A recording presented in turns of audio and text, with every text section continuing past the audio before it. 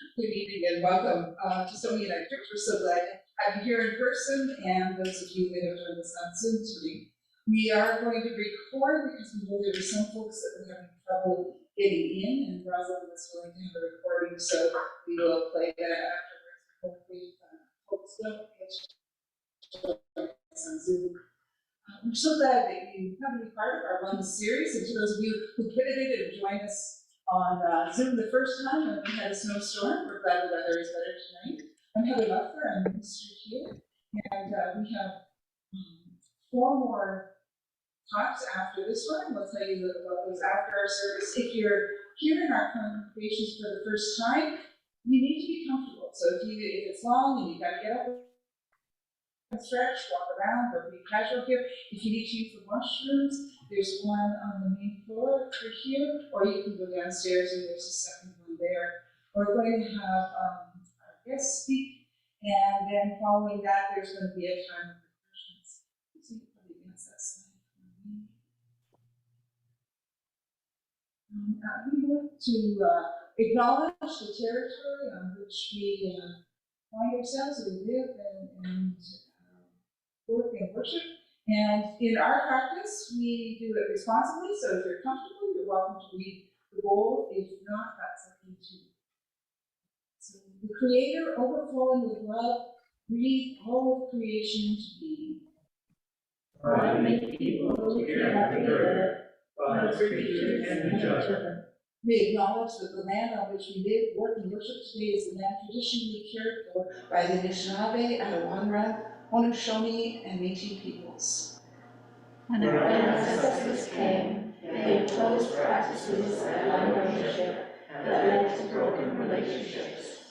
We acknowledge the enduring presence and deep traditional knowledge, laws, and philosophies of the Indigenous people with whom we share this land today. We lost all 3.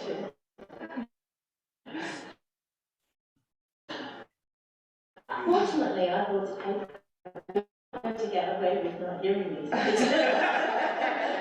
So we long for reconciliation with our Indigenous siblings, so that together we can care for creation and share the land and earth's resources as the Creator intended.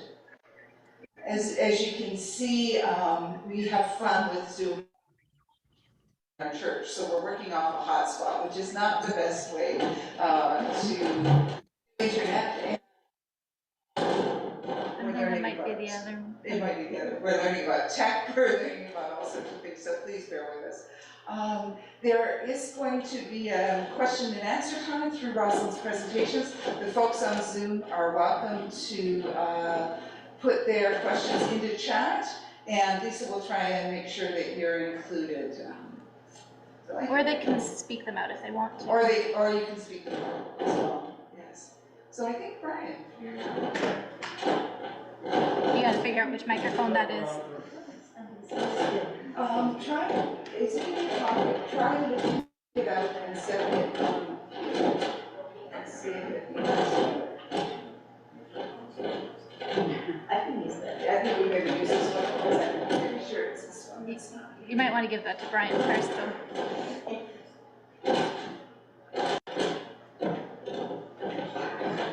As Heather said, we're always experimenting in this church, so it's great. I've had the privilege of knowing Rosslyn for, I calculated, I think about 15 years now, Rosslyn, since we first met. And Rosslyn is a member of our sister congregation at Rockwood United. And we're delighted, we serve on lots of committees together, and we're back and forth in both of our churches. So Rosslyn is the executive director of the Woolwich Community Health Center and a very experienced healthcare manager. And she was previously the executive director at Hospice Well. And she is an accreditation surveyor for the Hospice Palliative Care team, and in general, just a passionate advocate for advanced care planning. So please welcome Rosslyn this evening. Thanks, Brian, and hi to everyone on Zoom. So I know it's easy for us to forget that you're there. Right now I can see myself, so I'm trying not to look at the camera because I hate watching myself. The other thing that I have to warn you about with my lovely English accent is I tend to go very fast at times. So if I'm speaking and you don't understand what I'm saying, or you don't hear me, that's it, Peter, give me a shout and ask me to slow down, because I do get very excited. I also am mislabeled as English because I'm actually Italian, because I always talk with my hands, which means that banging the microphone is something that I'm also very good at. So I'm really actually very pleased to have a chance to speak to you about advanced care planning tonight. As Brian referenced, I have been healthcare manager rather longer than I care to admit, and one of the things that first happened to me when I was working in hospital management, and I know some of you are retired healthcare professionals, and many of you are caregivers, and I'm sure all of you at some point have been in the hospital, will attest to how often you do not feel terribly powerful as a patient or someone seeking care. The healthcare professionals just whip you along, and sometimes you're not really quite ready for the questions that they're going to throw at you. And the time where this is especially difficult is when you're facing difficult news and difficult decisions. And during my training, I was lucky enough to join the national training scheme in the National Health Service in the UK. I got to shadow the cardiac team all weekend once. So the doctor that I was shadowing, and this was 96 hours on call non-stop, so it gave me an amazing experience of what it's like to be one of those doctors. I slept on the floor in the on-call room because they forgot that I would be there. So I'm like, well, that's what happens when there's not enough beds, so I sleep on the floor. And I got to be with her when she was breaking the news to a family in intensive care that their elderly family member was dying of heart failure. And this young doctor was 22, 23. She was very efficient, she was incredibly smart, and she talked to that family in a way that made me so angry. It inspired me about being passionate about talking to people like real people, and having people have a discussion ahead of time about what you might want your loved ones to speak for you if you were not able to speak for yourself. And also to start to plan, because all of us came into this world, and sadly all of us will leave this world at some point. So most of us don't want to have this conversation, but by not having an opportunity to plan and have a conversation, you're leaving somebody else to do that work. And speaking as someone who's lost both my parents and my mother-in-law and had to walk with them on that journey, it was a lot easier to have a conversation with my mother-in-law, who I'd had many over-the-kitchen table conversations with, whereas my own parents, well, those of you that are children, like most of us, know it's really hard to talk to your parents about things that maybe you're an expert in, they are not, that you're still their 12-year-old daughter, not their 58-year-old daughter. So it was very hard, and I know this is quite an uncomfortable topic for a lot of people, but I'm just delighted to see how many people are here. And I do encourage you, please, to ask me questions as we go. Those of you know me well know I can wing it, and I'm certainly able to be interrupted and get back on track. So hopefully that won't happen too much this evening, but I'm very, very happy to answer your questions as we go. So the presentation that I'm actually going to go through, these slides are prepared by the Canadian Hospice Association. There are actually no shortage of resources about advanced care planning and end-of-life planning. The big message tonight is about being ready and starting early while you're well and able to have these conversations with people in a way that isn't compromised by feeling pressured because of your healthcare situation or that emergency that you might be in. So one of the things I have also passed out tonight is the Hospice Palliative Care Association of Ontario handbook. And if you don't have one, please let me know, because I've got a huge big box of them. And I also have some wallet cards that you can take and pop in your purse as well. And this booklet is specific to Ontario, because there are some laws that we're going to talk about tonight, and they're different in every province in Canada, because that's the other special thing about being Canadian, right? Not just speaking French in some of the provinces, c'est la Provence, but also having the opportunity to have different rules everywhere. So a little bit different. I made sure there's one for Ontario for everybody, but if you need to look up another province, please do go online to the website. And there's actually a booklet for every province of the differences. All right, let's see if I can do the changes. The technology might work, we're hoping, right? Let's turn it on first.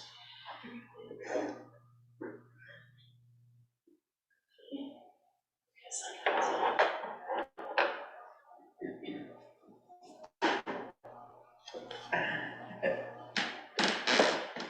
At least it's showing me so beautifully earlier. It went green when I pressed it. That's on the battery. Otherwise, she has to be at my beck and call. There we go. Let's just. Thank you. So, we already had an Indigenous land acknowledgement, but I am going to do it in a personal environment.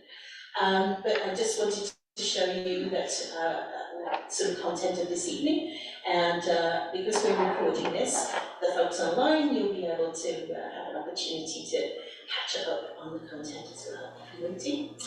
So really it's the what, why, who, when and how of advanced care planning I'm going to cover, and a little bit more about the resources that I've mentioned that are online.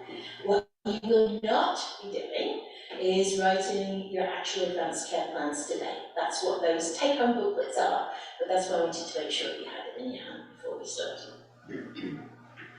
So please ask questions, as we've said, and participate as you feel comfortable. So just because it's me and I'm going to poke a few people who I know might answer my questions, you don't have to ask anything. So just participate as you feel comfortable.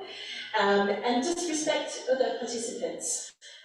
We don't want to talk about people's personal values and beliefs, because that's exactly when we can sometimes get a little bit uncomfortable in this shared setting. Now, of course, when you're having a conversation with the people that we want you to take home this conversation to, that's the opposite. We would like you to be open and frank, because that's the whole point about that. And we also respect, today we had an open community invitation, so there may be people who are not sharing the same faith as us. So some of the assumptions that we may make about our faith and how that determines how we feel at end of life may not be shared by everyone in the room. So I just wanted to make sure everyone felt comfortable and welcome here.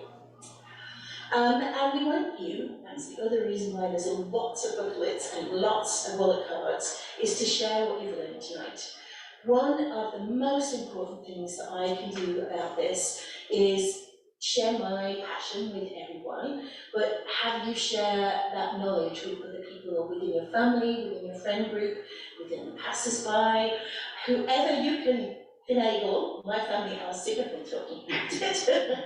But I do encourage them. I mean, my daughter's 24 next month, and she told me on Sunday one of her close friends was killed in a car accident on the weekend. So that young woman was 22, and it was a car accident. So I don't know if that family had even had a chance to have a conversation with a young person like that about what their end of life plan might be.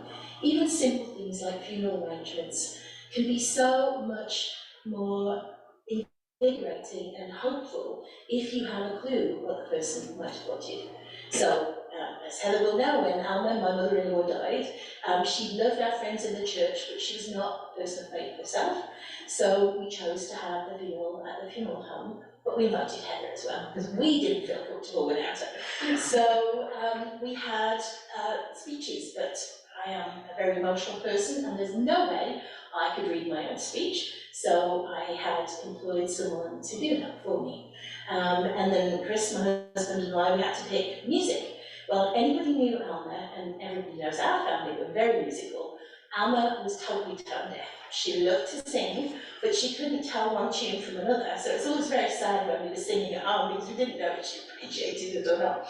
So when it came to picking music for the funeral, we had no idea what would be suitable, and actually caused a little bit of anxiety in our house. So we had a lot of wonderful things. She and I have both shared a story about, there's a tune that used to be playing before the shipping forecast on the radio in England, and that's what used to send me off to sleep. It's called Sailing By.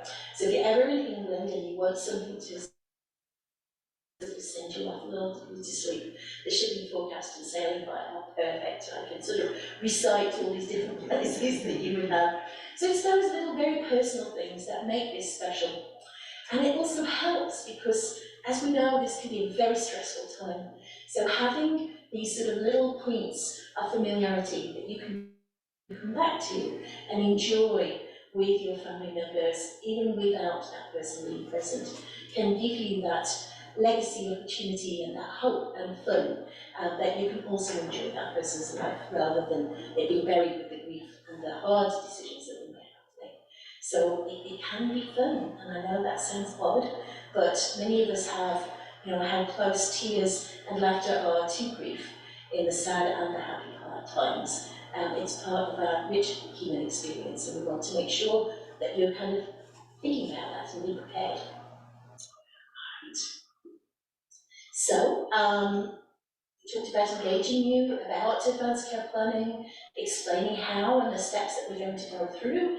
I do also say that in my preparation for tonight, I was watching Tim May give his presentation a couple of weeks ago, and of course, it's wonderful to hear a farmer, first of all, and someone as eloquent, gifted, and genuine and authentic person as Tim. And I am busy preparing for this evening at the same time in my usual multitasking way. And I came across this sort of canned presentation. I thought, oh great, I can use that, because I'd already written something more personal. And another part of me didn't want to bring this one because it's very formal and you might feel like there are rules about how you do this. There's no rules about doing this. It's really up to you. But the whole point about the guide that I'm giving out tonight can help you initiate some of those conversations, because sometimes that's the hard part, is getting started and having that little security blanket. I know when many years ago, when I used to prepare for exams, I would bring all my notes with me to the door of the exam room and leave them outside just because they could speak to me through the wall. So sometimes just having that comfort of, I know the work's there, I've done that work, I've got some help. It depends on the kind of person you are. I'm just not very good at following the rules.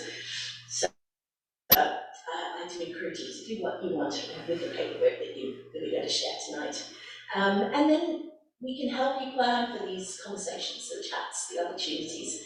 So when I was telling some folks at work tonight that I was coming today, it was interesting. One of my colleagues was saying she is celebrating her parents' 60th wedding anniversary this weekend. And we were saying, this is actually a good time to have that conversation with them, because like my parents, they got to their 80s and they only just made a will. I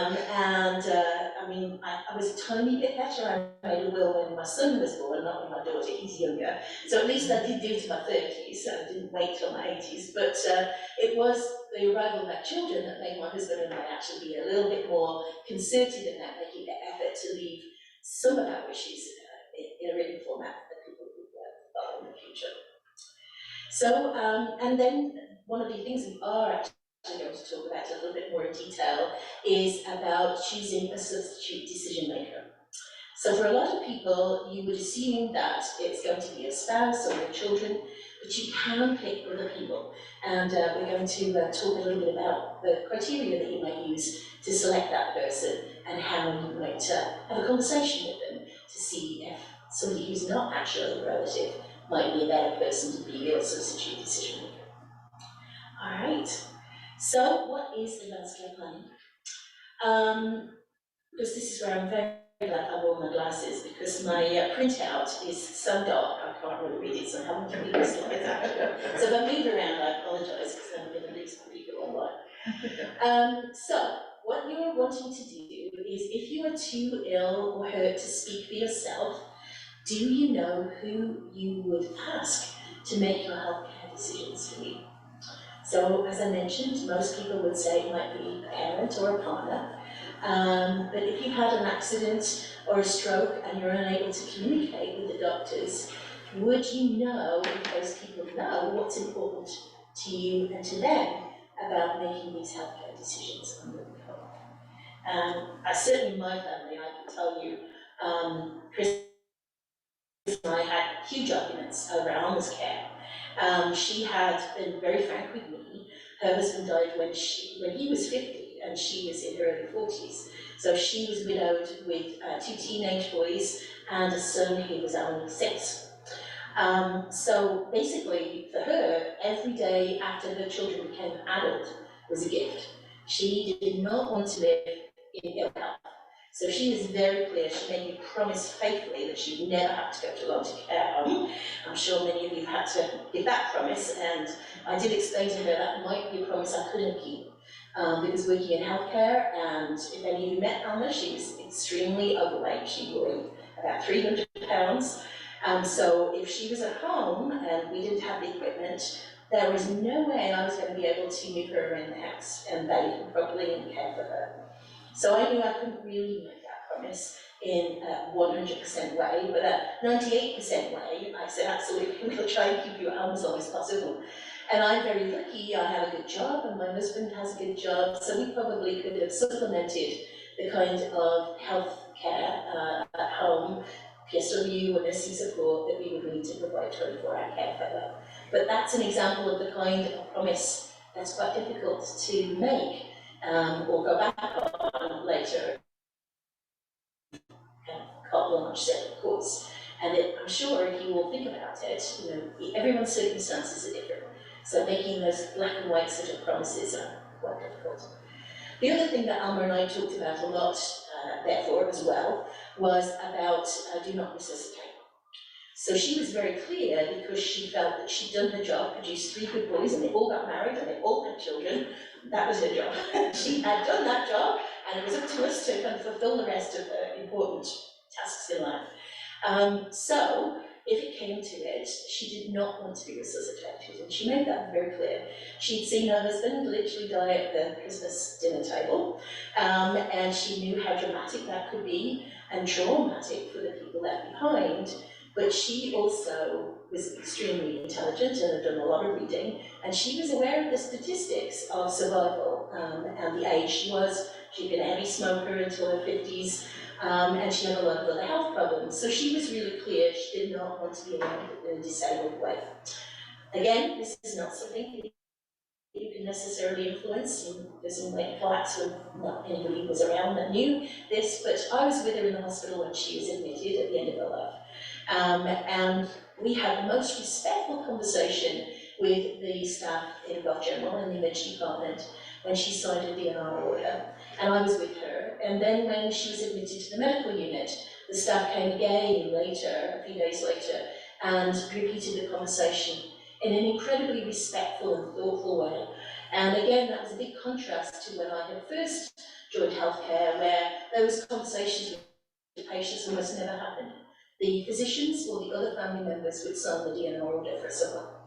It was often not discussed. And I worked in an outpatients department with a cancer doctor who brought the husband of a lady that had just been diagnosed with stage 4 breast cancer. And he didn't want to tell her in case it upset her that she was at end of life. So he asked her husband about what to do. And they made a decision together. And I was observing because I was a student. And this would be 1986. And again, I was apoplectic that this lady who had lived her full life and presumably been married to this gentleman for a while was being treated like a child, and I mean, I wouldn't treat a child like that either, but her right to know her own prognosis and diagnosis was compromised by that discussion. And as a feminist, I found it a very misogynistic way of going ahead. But it meant that she wasn't planning for her future in a way that was fair. She may have had plans that she wanted to make or discussions that she wanted to have. I'm pleased to say that doesn't happen very often anymore. I would love to say it didn't happen at all, but sadly, I do see sometimes that people don't get given full information to make their own decisions. And that's part of what I want to help you recognise is please ask questions. When you are being provided with healthcare, you're a partner in that journey. You're not a passive recipient. And I know for many people, it's just easier. The experts that are helping you, they have years and years of training. They've done this before. But they still need to engage in that conversation. Your opinion counts. Your views, your experience in life is very important. And it not just for you, but the people around you. the way you end your life and your life's journey has such an impact on the rest of the people. And I can't tell you how many stories I have from my time in hospice about helping people to experience a good death, which again sounds like contradiction in terms.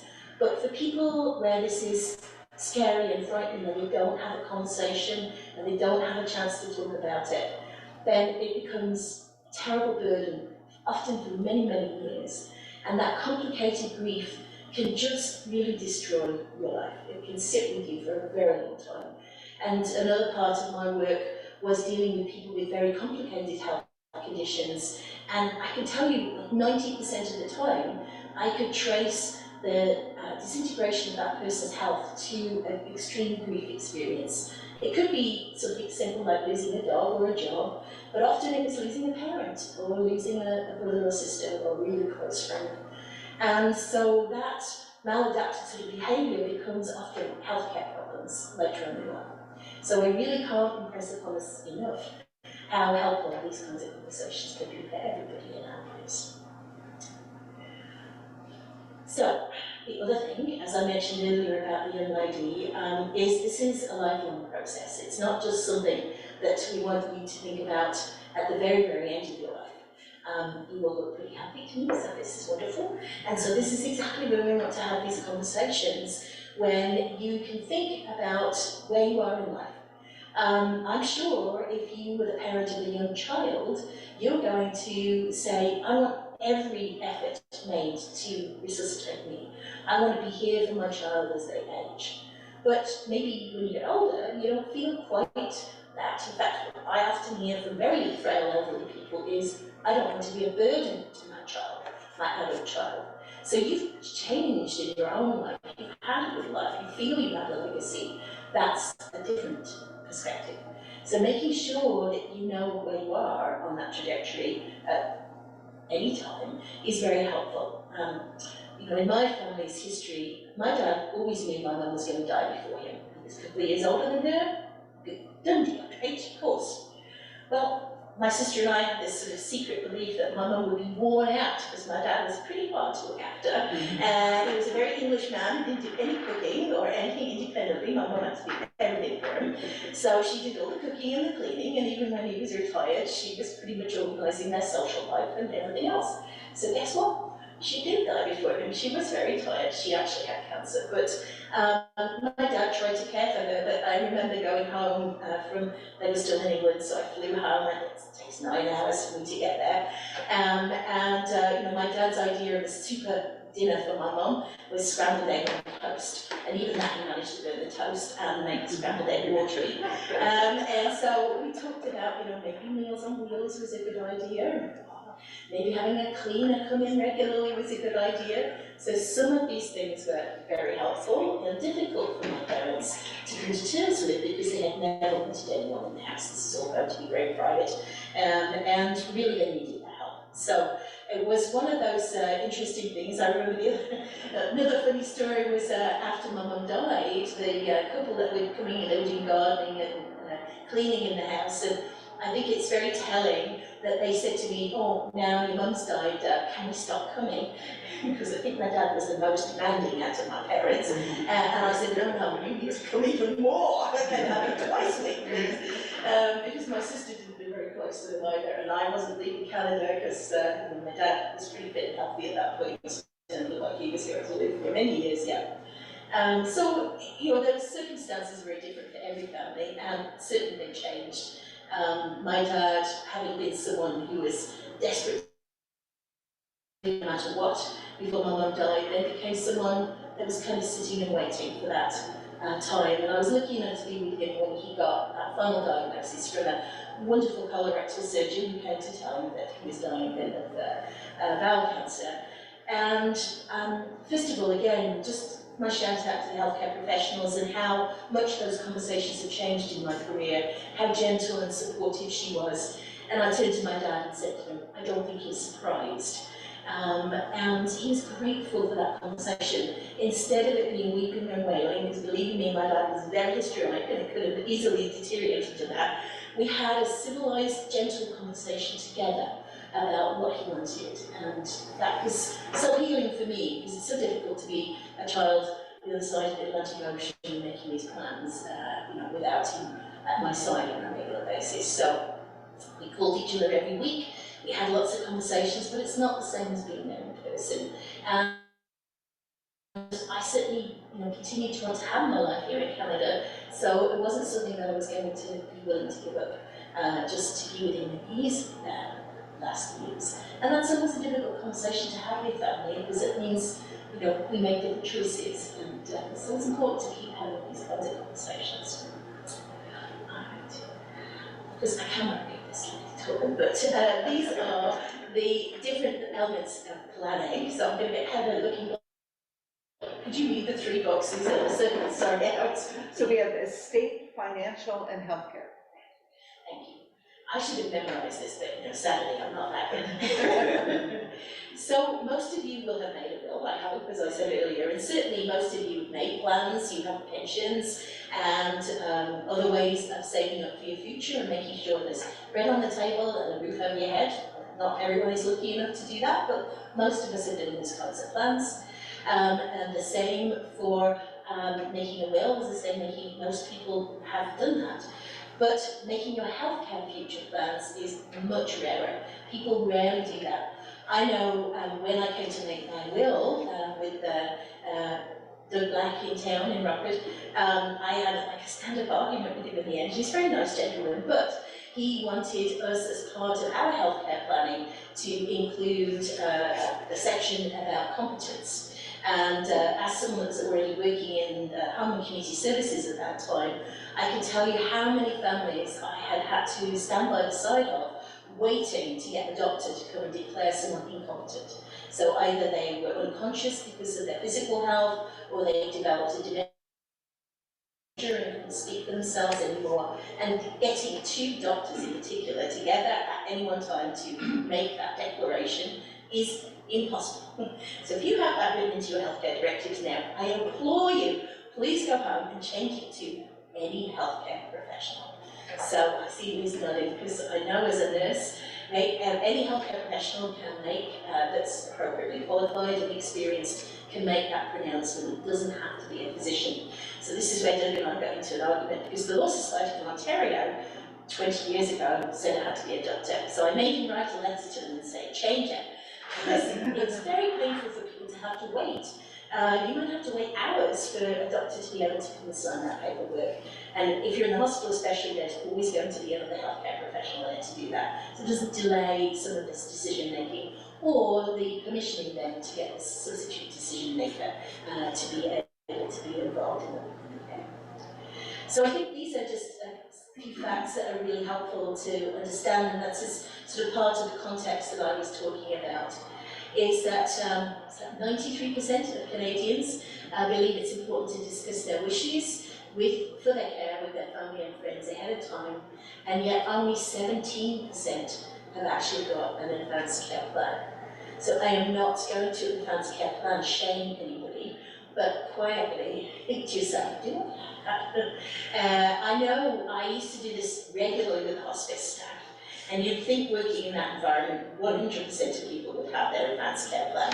And I can tell you on our very first staff retreat, when I gave this sort of presentation, other than the director of care, who was passionate like me about this, nobody had.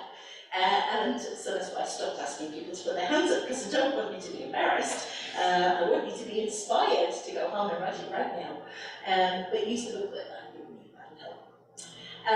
And half of those folks have not done any kind of advanced care planning. So even the will and the financial planning that we've been talking about, quite a few people haven't done that either. So again, when I used to take volunteers or people from United Way around at hospice, I'd often ask them about that. And I'm impressed to tell you, one day I was showing a banker around, and he and his wife had just had their second baby, and he was like, I don't even have a proper financial plan, and I work in banking. So he called me a week later and told me he'd done everything out of that. So I said, good, because now you can look people in the eye and say, do it. And it's not, I'm actually a substitute decision maker for a friend, and I was telling her, because I was saying I'm getting ready for this evening, that we better have some conversations, because I don't want to say, oh yes, I agreed, but we didn't have some in-depth conversations I'm going to encourage you to have tonight. So, as you see, I'm not going to go through this list, but financial planning, wills, life insurance, and then the advanced care planning. So let's skip the rest of that slide, because I don't want me to have to tell each other. Fess up. So why do we want to do advanced care planning? Because healthcare crises can happen. Life can change at any moment. And we want to make sure that the more people that know about your values, goals, and wishes, the more they can help you get the care that you want. So especially, as we've said, you know, if you're incapacitated in some way, it could just be, I mean, amazingly enough, there are times when I've lost my voice, and my husband Chris has had to speak for me. Not always how I wanted, so I might kick him and write things down and say no. But of course, all joking apart, it's very helpful if you actually have some ideas of how you might make some of those decisions together. And the earlier that people have these conversations about their wishes, then the less anxious both you and the person who's carrying out your wishes tend to be when there's a health crisis. This doesn't matter. I mean, one of the things you may have heard me say before, when COVID started, a lot of healthcare people were like, oh, we weren't prepared. And I said, but my whole career, I've been told the flu, the Spanish flu was in, 1916, and there's going to be another 100-year flu, so you better be ready. So COVID wasn't quite flu, but it's pretty similar in the dramatic impact that it had. And I have been doing emergency planning and tabletop exercises to prepare for this my whole career. So I certainly didn't want to be ready in some respects, but I also hadn't prepared in quite the right way. COVID was different than the flu. So it meant that we pivot, our favourite word, right? But it did mean that at least I felt some of the things I might have been preparing for would be helpful. The kind of problem solving, the way I needed to talk to my staff, the way I needed to communicate. On the very first day, I remember learning how to use Zoom. Nobody told me that was going to be part of my job, right, Heather? So we had a meeting with all the staff. We had to do it on the phone, because we did have telephone sharing at that point. And I remember one of my very young members of staff almost crying and saying, so what's it going to be like? And of course, there I am standing up as the executive director going, I have no clue. But of course, I spoke reassuringly and said, yes, we don't know, but we're going to do the best that we can. We can work together as a team. We can be here for our patients. We can be here for our community. And even if we're afraid, we will do the things that we need to do to keep on going. And the team just kind of trotted along afterwards, and afterwards crying behind the door, because at that point, people in New York were being shipped into containers because we had nowhere to put. So many people were dying. Same in Italy, and I'm like, please don't let that happen in Canada. I feel that we're better prepared, but who knew? And so at least I was able to go home and sleep and get ready for the next day, because that plan had all been thought about and I was ready. So I do object when people say we weren't ready. We were practicing lots, it just didn't look like COVID when we were practicing. So, what I would just like to ask you to do, perhaps with each other, is think about the impact of this training or not having training about advanced care planning. So I can see most of you are sort of sitting next to someone else.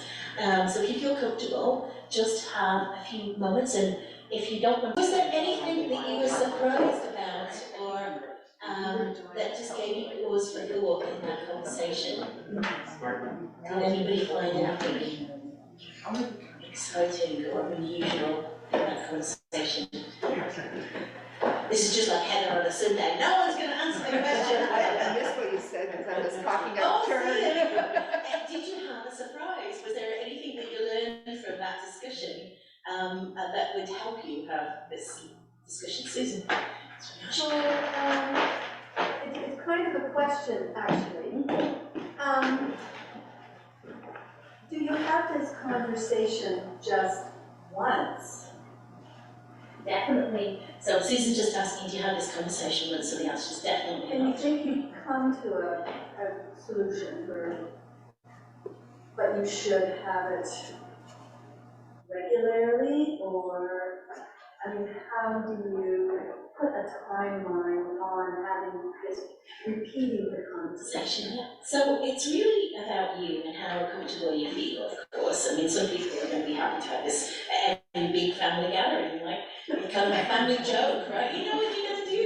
And actually, I did ask for a little video we're going to play in a minute, and I hope that that'll help answer your question in a way. So it's a little bit about how comfortable you feel, how you want to have that conversation, at least if it was.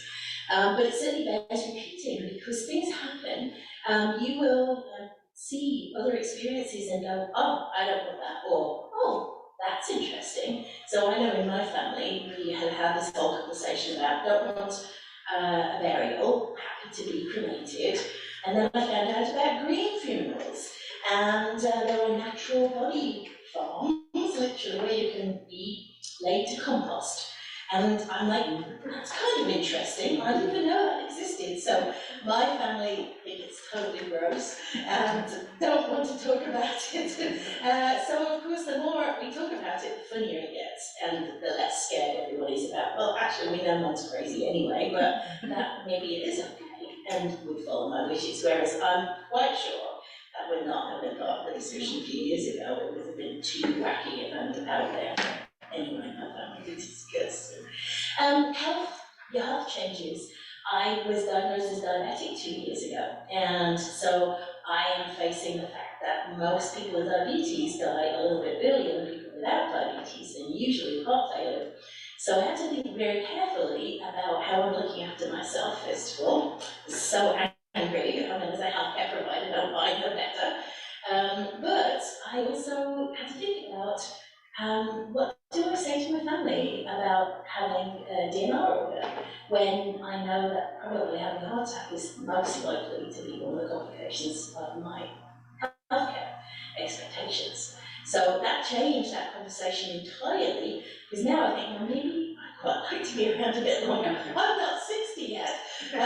So maybe for the next 5 years before I retire, I'd like to come back and work some more. That's what my family's easy about. So you can see that in your own circumstances, things will change.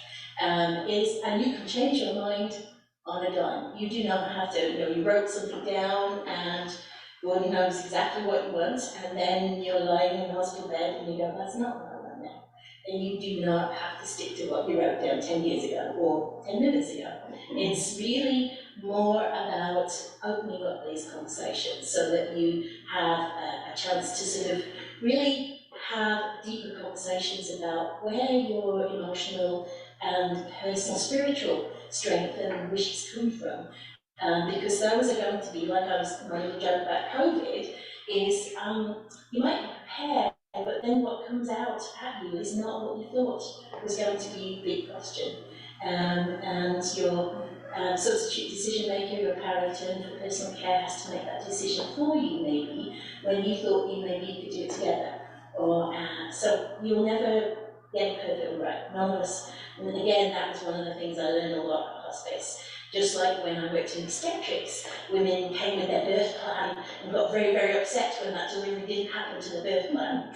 The same thing happens when that's planning for death, is it doesn't always happen as you expected it to be. So being open, but having those conversations means the people around you are a lot more comfortable thinking, on balance, unfortunately, knowing Susan as I do, this is probably what she would want, even if it isn't perfectly what you'd said. So of course, the more conversations you have, the more likely you are to cover different things over time. But again, don't feel that you're forced to have it every time you have coffee with someone, because it can be a little straining, I'm sure. So our family made a big joke about Thanksgiving. We was out having a conversation about Thanksgiving. It's just a good time for us. We didn't used to have Thanksgiving in English, so this was a special holiday, right? So we was counted as extra, so we could do extra things on that time, which we wouldn't get to do all the time. So definitely making a joke of it was very helpful in our family. So. What about siblings that fight each other when decisions are being made by the one who wants them, the other two are hearing it for the first time, they're saying, oh, no, I'm not gonna do that, and others like, oh, why not? And then it's back and forth, so that could be very difficult at times. It's a great question, Holly, and certainly one of the videos, I can't remember if it's one of the ones I had us record for this evening, but it is so important if you are going to choose someone amongst your children or amongst your friends instead of your family to make decisions that everybody knows that's what you've done, because it can be very difficult. If you have family that definitely have very different views than you and you know they're going to fight, it would be really helpful to have a conversation early. I can Better say get someone else in that it case, not a is, family yeah, member. absolutely, yeah. You know, you're really hurting their feelings by. Well, it depends on family dynamics, of course. Yes, especially if it's a spouse or, you know, your eldest child, you're always expected to be the one. I know in my family, my parents asked me to be their substitute decision maker and I refused. And my dad was just totally angry and upset with me. And I explained I live in Canada, 5 hours difference in time. I live 9 hours flight away at the very easiest, luckiest. If I could get on the very next flight that was leaving Pearson, it'd still take me 9 hours to get there, which of course you're not going to be able to do, right? And my parents often didn't answer the phone, they didn't have a voicemail, and all these things that were going to make my life being a substitute decision maker impossible. Not just difficult, impossible. And so we had to have that conversation, and I asked them to make my sister their substitute decision maker, and she didn't really want to do that to begin with. And we were able to do some things together, but we made it legally that it would be her, so that when there was paperwork to be signed, which there had to be eventually, she was prepared, and we had both made peace, even though we both had opposite opinions. So, for example, when my mum was diagnosed with cancer, it was definitely terminal, and but she could choose to have some quite aggressive chemotherapy for symptom relief. So I was with my mum, and we were at the cancer centre at the university where I went to as a kid, and my sister was there with me, and the doctor gave my mum this choice about choosing this very expensive treatment, so it was a very special dispensation that we were even going to offer it to her. So my dad was like, we've got to take it, we've got to take it. And my sister quietly, but didn't say to my mum anything, and neither did I. And my mum was crying, she didn't know what to do, and she's looking at my dad, and she knows he wants her to take any treatment whatsoever. And she's looking at me and my sister, and we're saying, it's your decision, it's your decision. And I talked to my sister after my mum had died and said, yeah, that moment was really hard, because I knew my mum very well, and I knew that my mum had this sort of Buddhist philosophy, what will be, will be. So I know in her own mind, she probably would have said, I don't need this aggressive treatment. And it was interesting, she did choose to have it, because she knew that it was so important to my dad. And her body reacted to the chemotherapy, and she became allergic to the drug. So the symptoms that she experienced as a result of having that treatment were actually worse than her end-of-life journey that was naturally happening because of the disease. So I think if my sister and I had started arguing about it there and then, it would have been very difficult. So yes, you can pick other people. I know many families, it's easier sometimes to pick a friend. The friend I'm doing this for is because she knows her daughter will not make decisions on her behalf. She'll make the decisions that she wants for her. And she doesn't trust that that's what she would like to have happen for her. So that's really hard. I mean, again, at hospice we would say everybody doesn't have a Disney World. We don't have this Hollywood experience. Now you've gone through this journey, unfortunately, right, Holly, a couple of times. And it's not easy. There are things that you have to do as a caregiver that maybe you don't want to be that person, and someone else can take that from you and you can lean on them. And so that really helps. But if you're going to do that, then you've got to start talking early. Explain to your family that they're not going to automatically be the substitute decision maker. You've appointed another person, and I'm going to go a little bit over some of the legal parts of that. So thank you for the question. Great questions. Thank you. I won't get through my slides. Now, Lisa, do you have the video that's I think you keep clicking, you should. Oh, right, thank you. Let me click it down. Maybe I don't have that video. I tried to add it an extra one in, so that's probably some more there, but don't worry about it. Advanced care planning can be more urgent for the people who in your family may have different views and beliefs, so like Ollie was asking. And then if you've been diagnosed with a chronic condition, that could affect your ability to communicate. So for me, as I say, being diagnosed as diabetic, I know it's quite likely that I will have a heart attack or a stroke. So if I have a stroke and I can't speak, which is a very common effect of a stroke, then I need to make sure that, I might not even be able to write.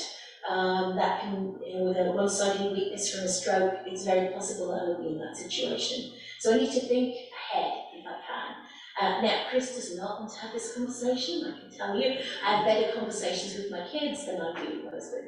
And he's a very smart man, but he doesn't want to think about the fact that I might not be here. I don't have as much problem talking about that.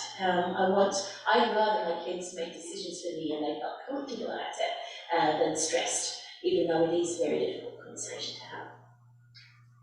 So who should do advanced care planning? Everyone, of course. We want to make sure that when we leave tonight, hopefully, because the clicker is now gone to sleep, it's going to take so long.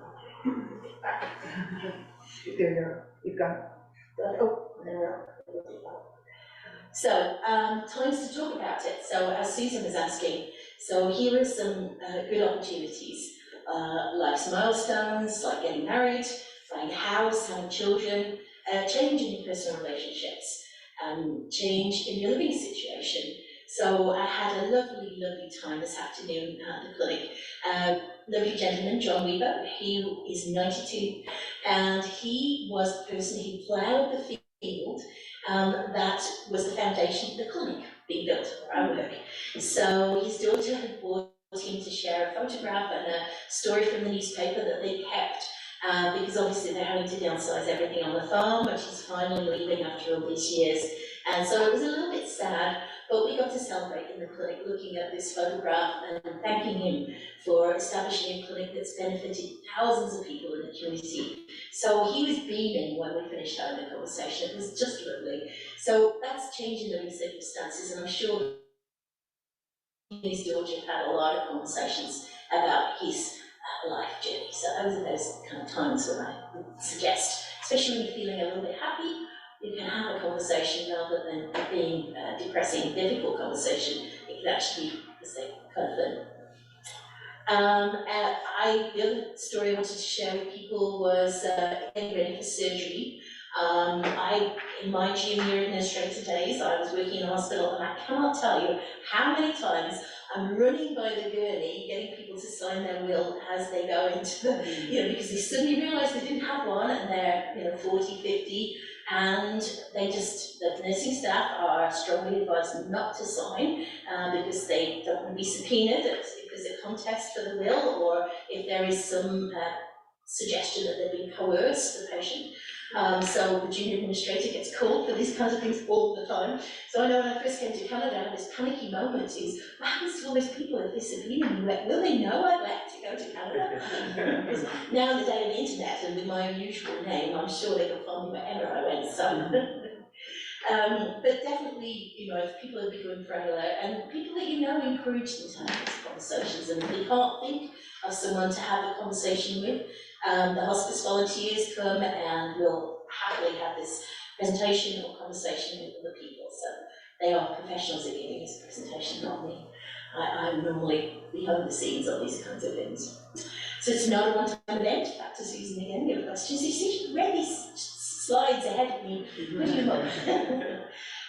It's an ongoing process of thinking and planning, and it can change because the circumstances of your life. So this is when I'm hoping that we can get a little video to run. Looks like it might be wonderful.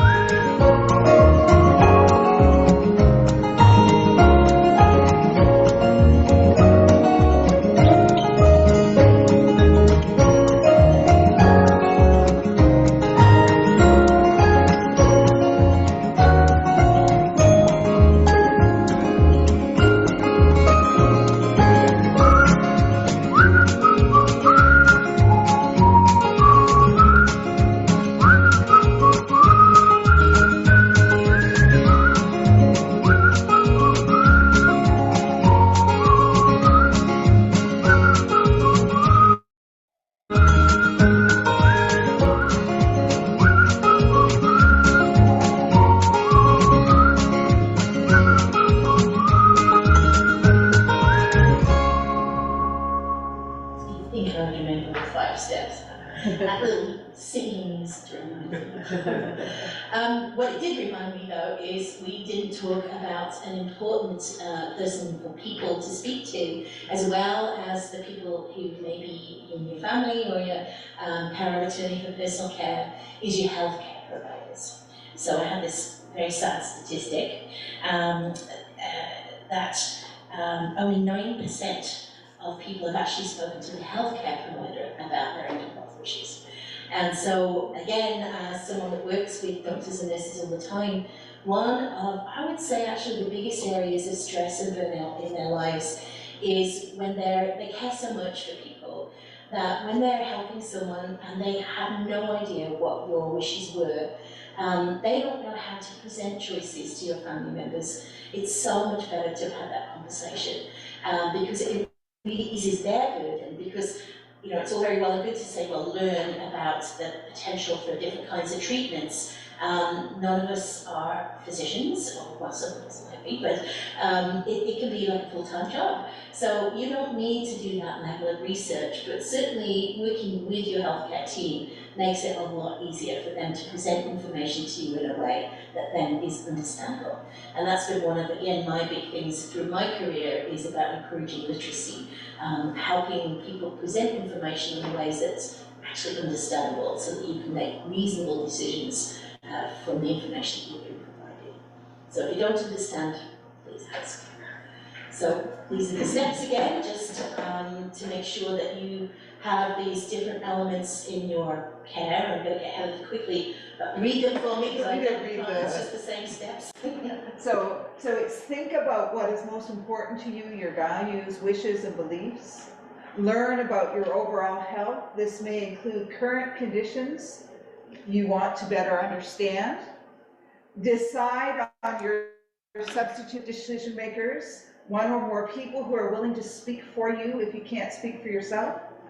Talk about your values, beliefs, and wishes with your substitute decision maker, family and friends and healthcare provider, and then record your values, wishes, and beliefs in your advanced care guide that Roslyn's given you, or in a letter, or in a poem, or in any way that you can have it for you and for those that care about you. So I'm needing two people to help me with my presentation. Alright, so each of the steps, I'm going to go through them a little bit quickly, but thinking about what makes your life worth living. These are the sorts of things that you want to think about because that's what might be compromised.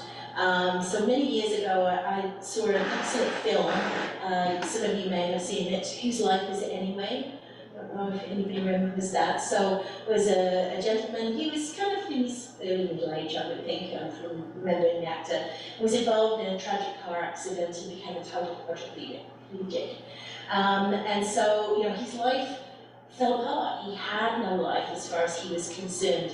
And it was, the movie sort of traced his coming out of that despair to living a new life and appreciating how people behave differently around him and the fun that can be had from very simple things. So the fact that he wasn't in control of his body in the end was something that he came to terms with at one point in the movie. Now in this movie he actually then decided to request that the medical support was removed, so that he came to that through just a really interesting sort of development of what his life was worth.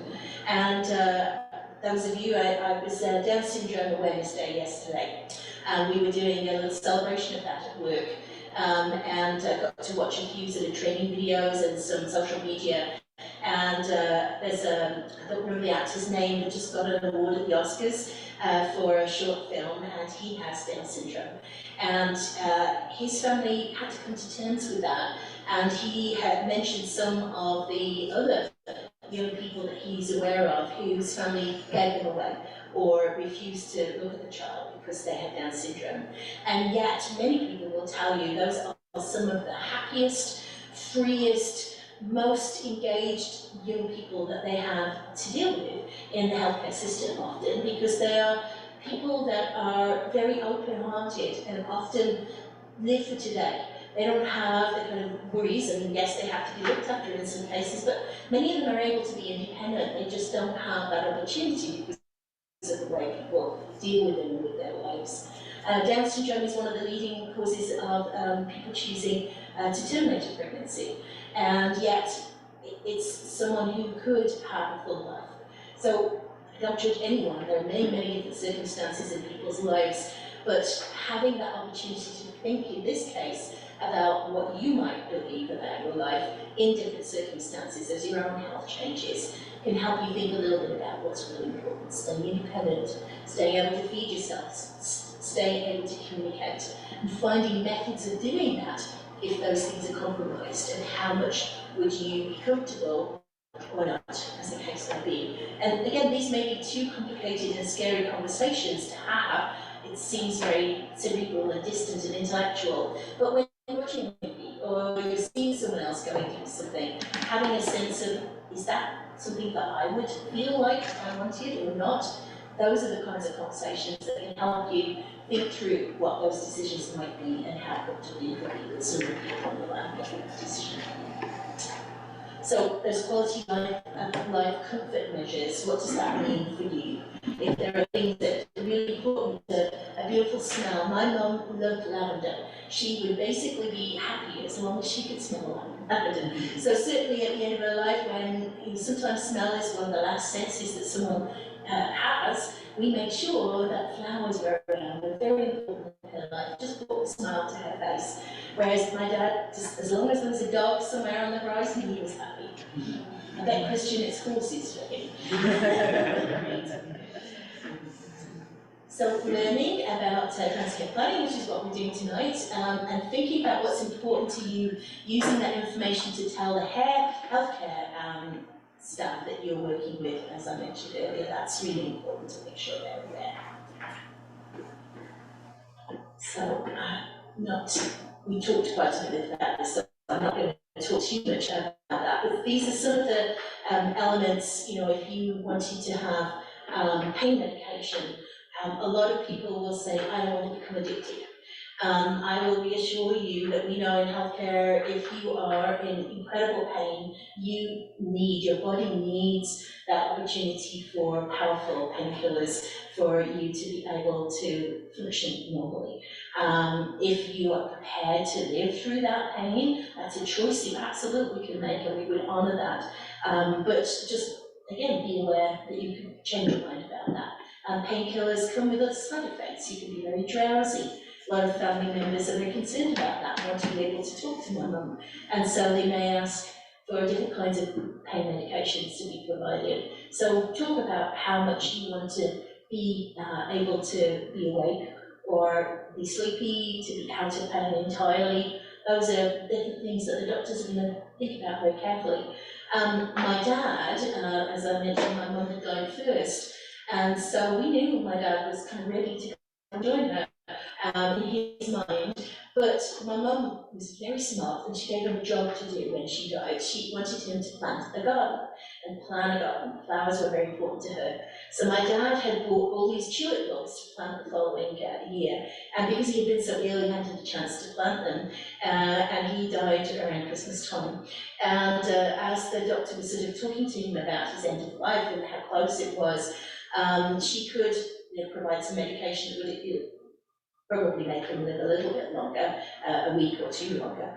And my dad had a moment where he wanted to live a little bit longer so he could go out and plant those tulip bulbs. And because I was with him, I was able to say, it's December and you can't plant. Even in England, the ground isn't good enough and easy enough to put tulip bulbs in. We'll plant them for you in the spring. And my sister and I did do that, so even though we were selling the house and everything, but we promised him that we would do that. And we know it brought him a little bit of comfort. So it was just, helping have those conversations about what's important and what's practical at the time that were really important. So I'm not going to make you do the activity, but this is the point that Ollie was talking about deciding about who you would like to speak for you and the kinds of decisions that you might want them to help make for you. So we'll talk about that a little bit more in detail in a moment. Let's see if this little wheel works out there.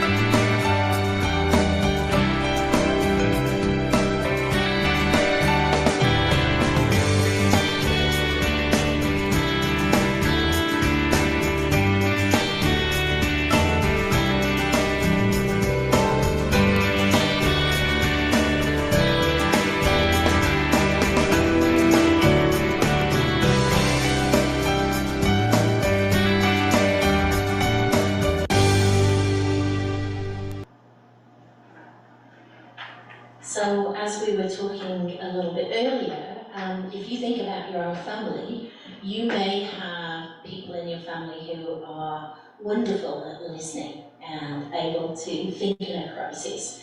And then you may have people who are the last person that you want to ask to make a decision in a crisis.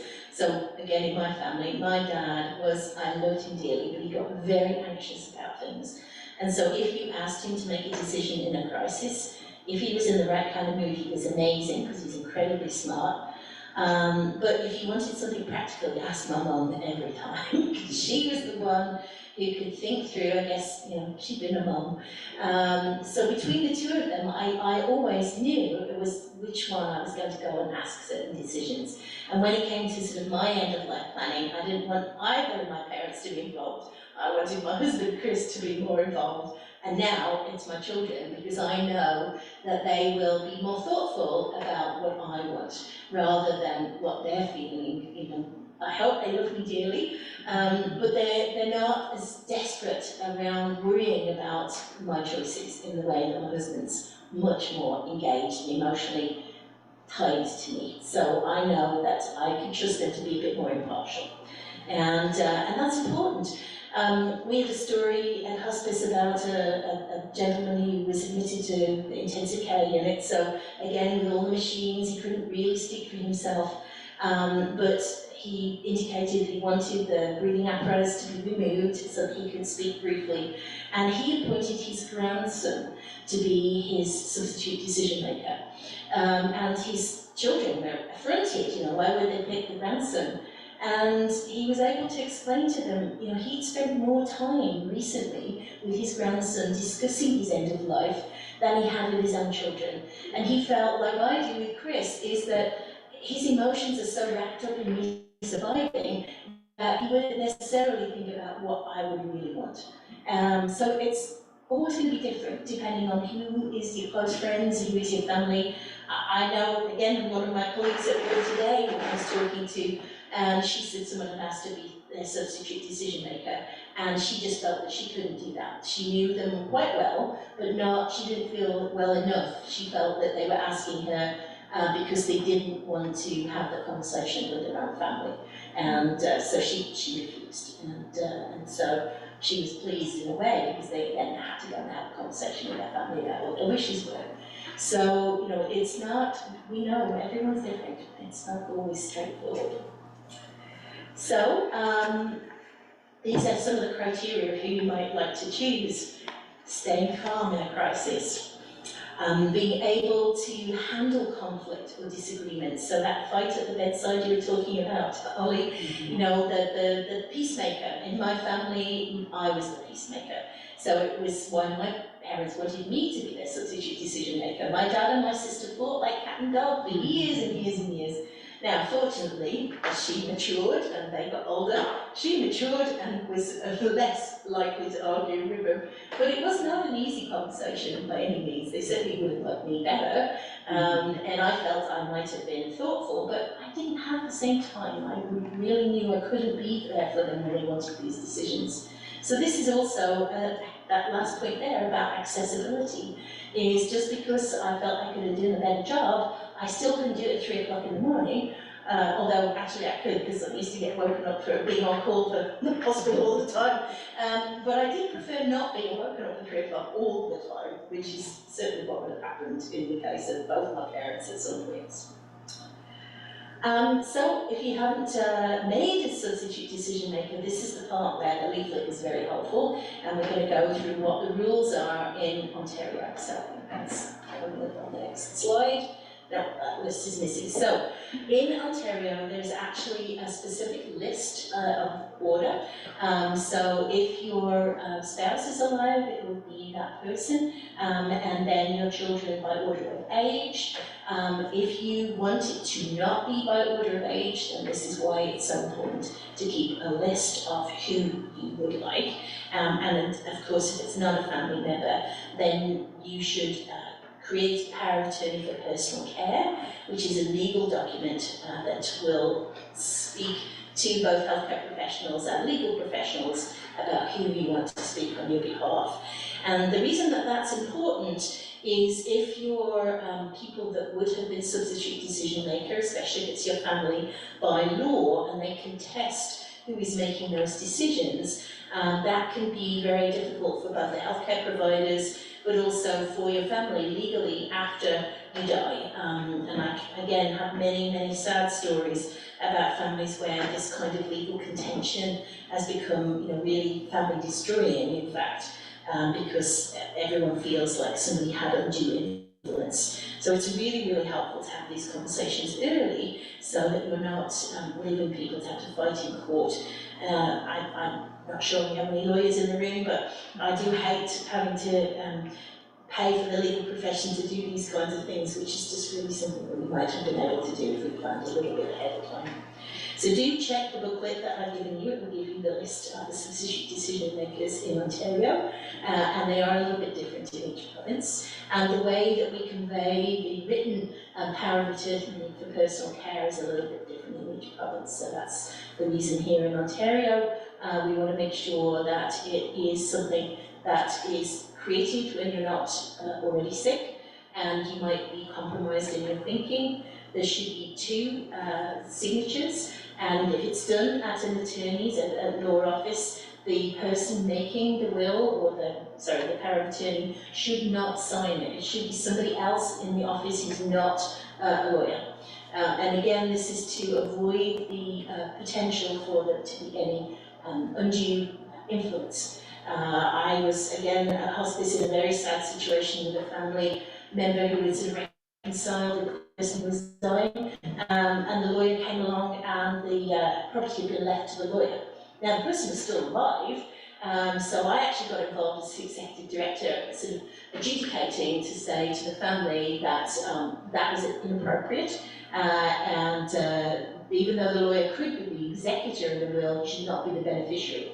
If he was going to be the beneficiary, then someone else should have made the will, a different lawyer that was not associated with this particular person.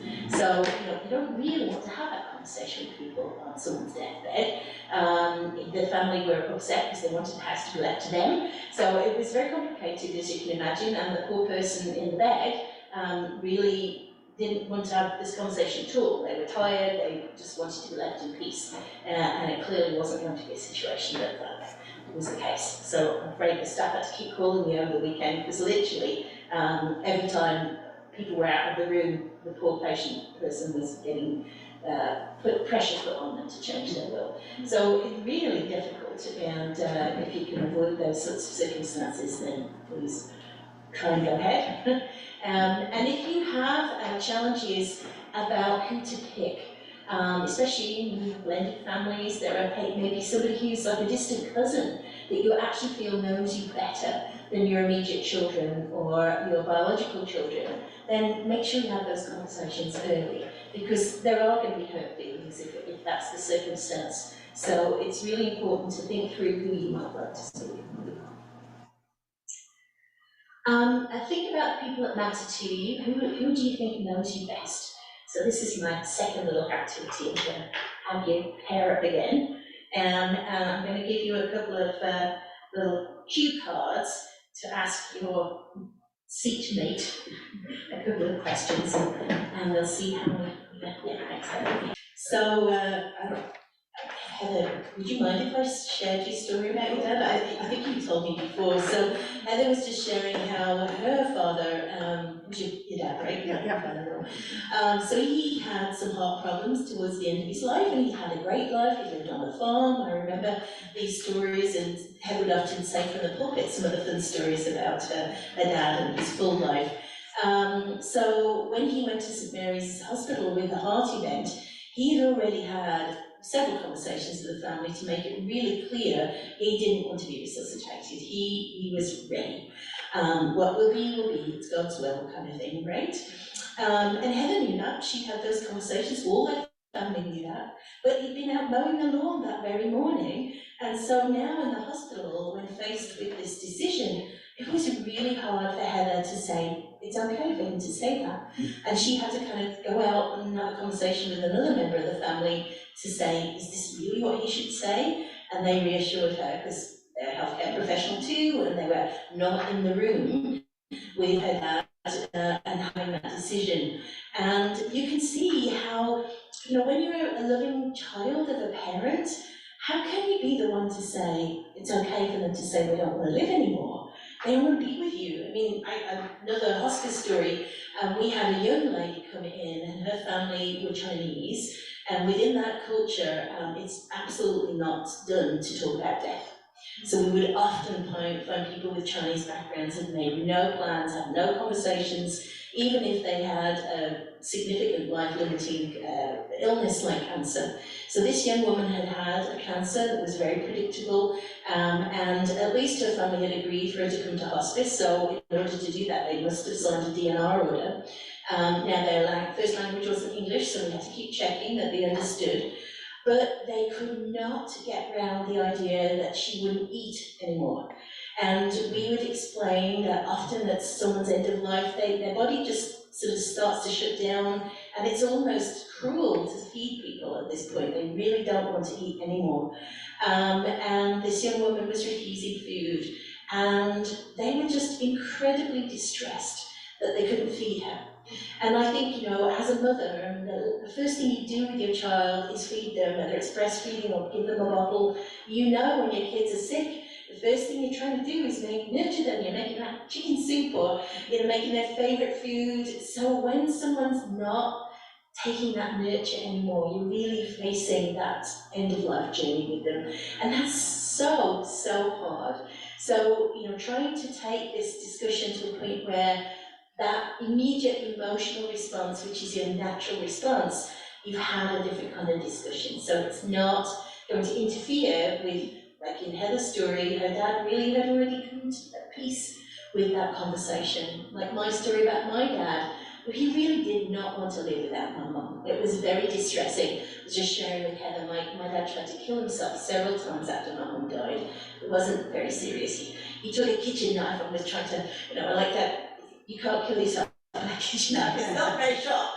And, but it was just a cry for how desperate he was to live without her. His grief was very extreme, and it was so sad for us to see. So, it really, we knew he didn't want to live forever, but it was just really hard for him to just accept that that was where he was in his life.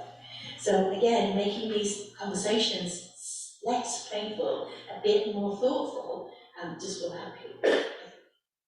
So, talking to the people who matter to you, we've talked about substitute decision makers, but other family and friends. The more people who know about your wishes, your church family, of course, what could be better? We need a follow-up prayer meeting. But it certainly is helpful, because then you feel reassured that you've made the right decisions. When you talk about them, again, especially after the person's died, those shared memories together just reassure that yes, you made the right decision, or you made the difficult decision, but you made it in the knowing the wishes of the person. That's so comforting for people. I think we talked plenty about why, so I don't feel like I need to dwell on that part. So, how? I think that was another part that Susan was asking about, picking a time. Be relaxed. It's certainly not helpful to go along with a pen at the ready and wanting to sign everything and have it just there forever. And be a place where people are comfortable. So it really, you'll know your own family. Some people are really good about planning. I know Susan's very organised, so I'm sure for her it would be more comfortable to be ready and like, good, it's going to be a conversation we're going to have together. If I was to do that with someone who's really anxious and is worrying about it ahead of time, maybe you need to catch them unawares. So it's just bringing it up like a natural conversation. So certainly, try and think about where you will be most comfortable having this conversation yourself.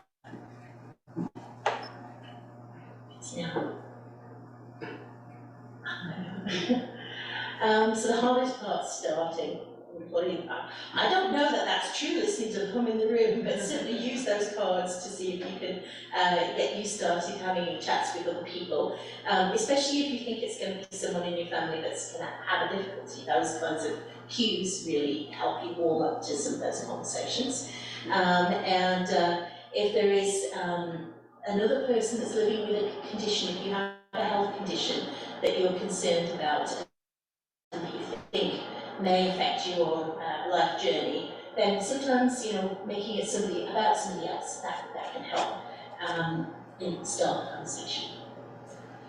And these are some of the elements about working with your health professionals. So gain some information from them. Again, if you have a chronic disease, if you're taking medication for something, then you already know that there may be something that would be helpful. So ask your family physician or a nurse practitioner or pharmacist, whoever you trust in your healthcare team, to talk to you a little bit about, why am I taking this medication? What does it really mean? What does that mean for my life expectancy? And you'll find that people are usually pretty comfortable about having those conversations and telling you a little bit more about what might be expected, because that can certainly be, again, a lot of alleviating those concerns that you might have about why to have a conversation. And especially if you do have a chronic disease or a serious illness, then it makes you think about what some of the options might be. And one of the saddest experiences I had when I was working in home care was dealing with a family whose family member had very serious pulmonary disease, COPD, chronic pulmonary disease, and they had a lung transplant at St Mary's, and they'd gone home and they had complications, and the lady died at home. And the family had not called in the healthcare professionals to start to respond when she had problems. And I remember the gentleman, the husband, said to me, I didn't think she would die, she just had a lung transplant. And I was thinking, if we ran the clock back 20, 30 years, nobody could believe that you could even get a lung transplant, let alone be surprised if someone died when it didn't succeed. So it was such an unrealistic expectation that someone such serious surgery couldn't die. It was just such an interesting comment, I thought, for him, but it just also, spoke to me as a healthcare provider that no one had had that conversation with him. He hadn't even entertained the thought that that might happen. So that's, an important piece of understanding the diseases that you have, in case those are things that you need to think about. You're in the right place.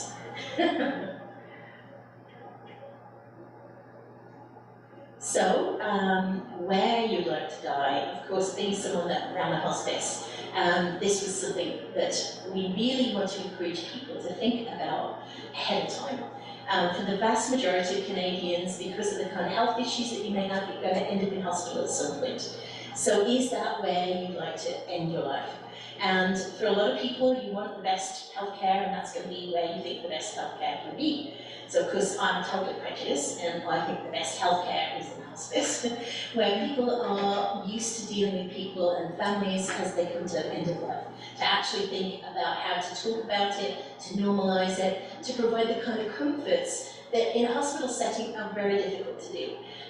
There's call bells going off, there's people running around, it's a very noisy environment, hustle and bustle, there's a routine to the day. In hospice, it adjusts to how you and your family want to have the day go. So if you want to die with a bowl of chocolate ice cream in your hand, you'll get a bowl of chocolate ice cream or a glass of wine, or your favourite meal that we can bring in.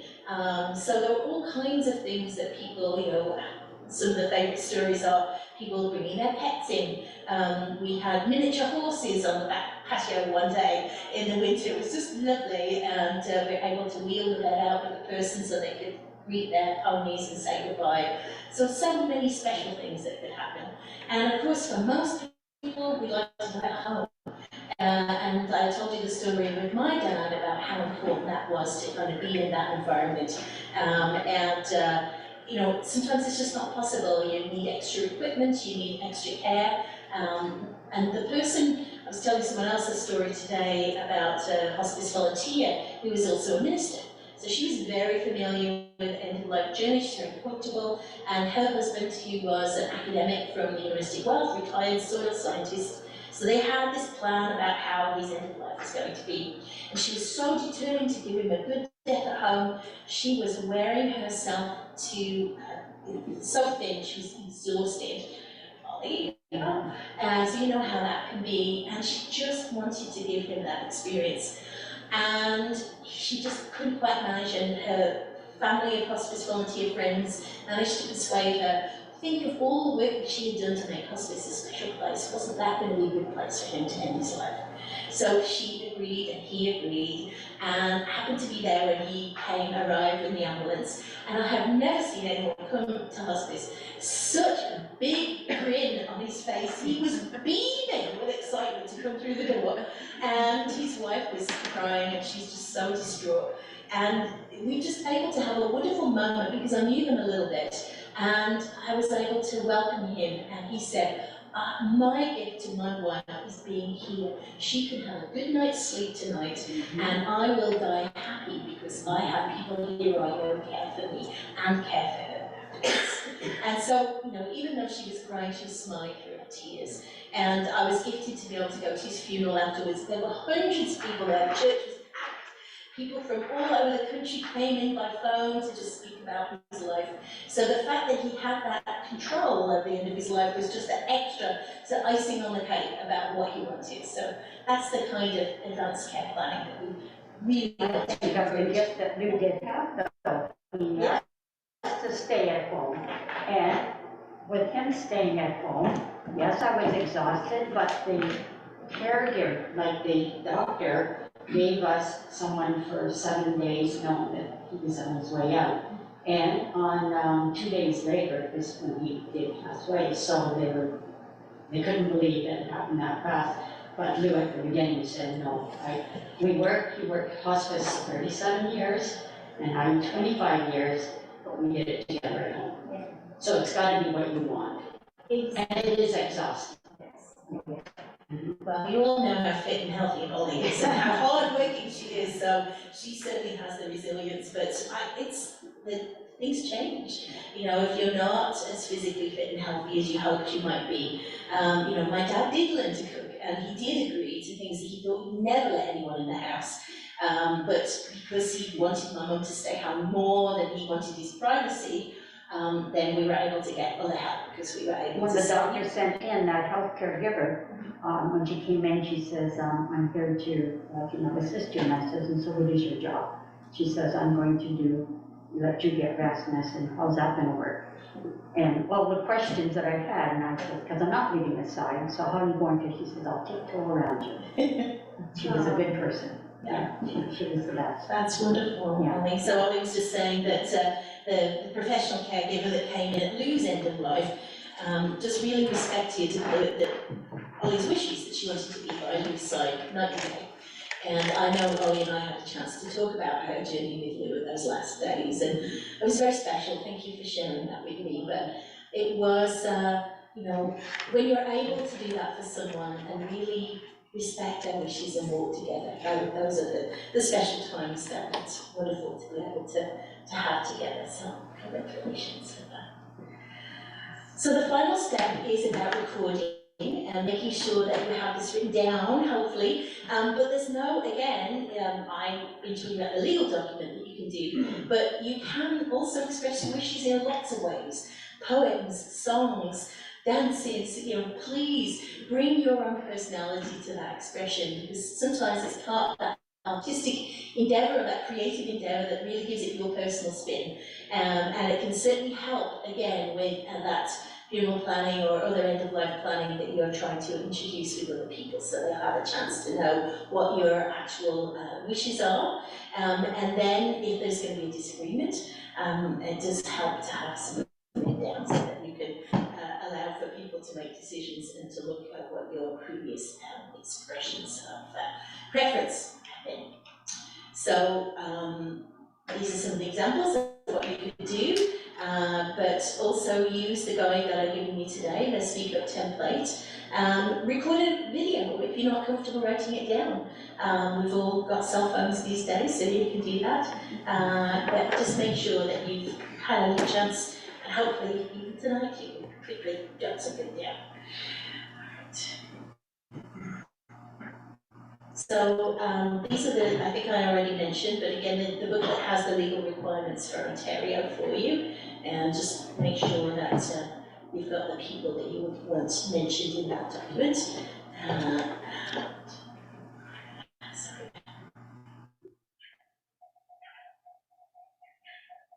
yeah, this doesn't want to do that. So here's the final review. So remember, it's not a one-time deal. You can talk about it many times.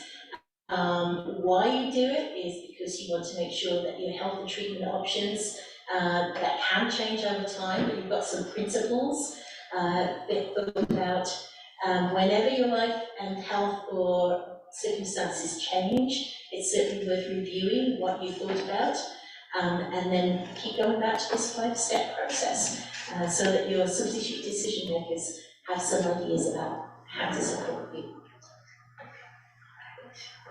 Okay, that is my end. Yes. All right. So I have massively overshot the time that I thought I would spend.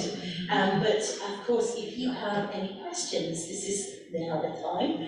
If you'd like to ask me anything, and if anybody on Zoom wants to chime into chat and let us know if you have anything else to ask, I'd be happy to answer any questions. Everyone's so tired of sitting on the pews, right? I should have got you to move around when you're asking your questions. And did I manage to hold that microphone up a bit?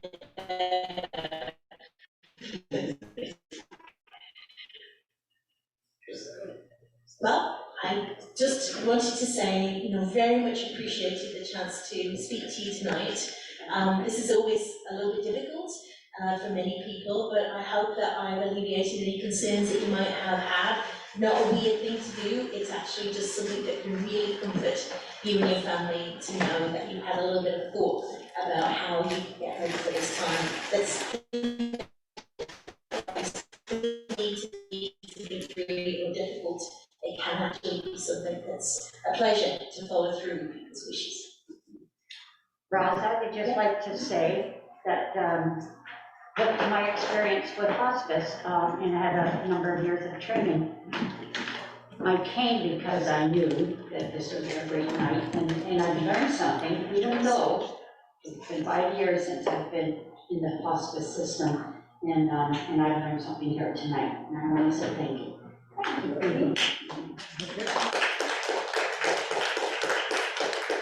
I don't think I could have said any better, Polly, so thank you. When the Wellness Committee tossed around the ideas about the 6 workshops,